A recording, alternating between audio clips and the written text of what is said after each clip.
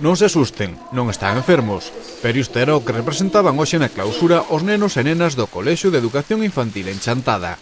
Estean atentos porque, quen sabe se no futuro, algún pode ser o noso médico de cabeceira. La cabeza.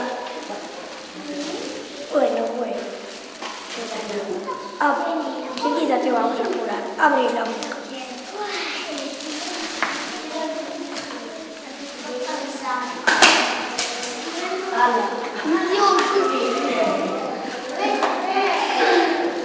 Carlos, ¿por qué no dices a la vecina que hay una lengüeta?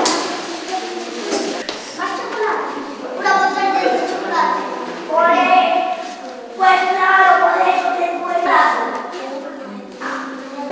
No te dolerá la comida y te entusiasma.